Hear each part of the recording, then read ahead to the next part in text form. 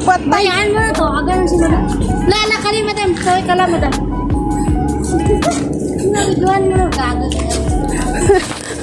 Ayan guys. Gagagaga to ba yung yung kapinsan ng amo namin. Sinaraduhan kami ng gate. Paano na lang kami nito makauwi? Matapos ko lang po tayo.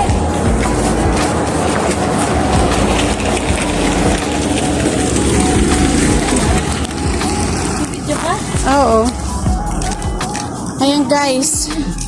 Nagtapon na naman kami ng basura guys. Ang bilis na mo, ano? Kaya nga sabi ni school daw to. Ang daming basura guys oh. May truck din na kukuha.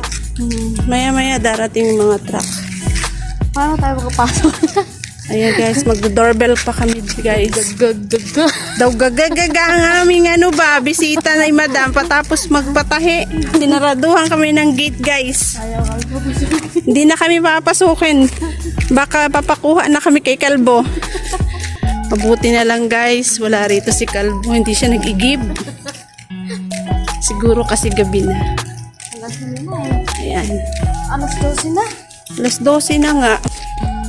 Sabi ko, wag nila ko. Ayan guys. Tapong kami ng basura. Saraduhan gano'n. Saraduhan kami ng gate oh. Walang utang na loob yung bisita ni Hindi na nga nagbayad, sinaraduhan Kaya nga, hindi na siya binayaran sa pagtatahi. Sinaraduhan pa kami ng gate. Walang jo. Anak ng tilapia. Ayan guys, nandito kami sa labas. Nagtapong kami ng basura. Baba, sabab. Ni Georgia. Ni George. Baba. Nag-doorbell pa kami guys. Hindi kami pinagbubuksan. Kasi guys, sinaraduhan kami ng bisita. yan? Hindi na nga nagbayad, sinaraduhan pa kami ng gate.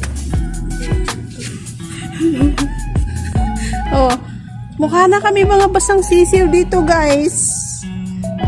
Saan ba to sila, oy? Tawagan mo kaya? Ay, Starbucks. Yan.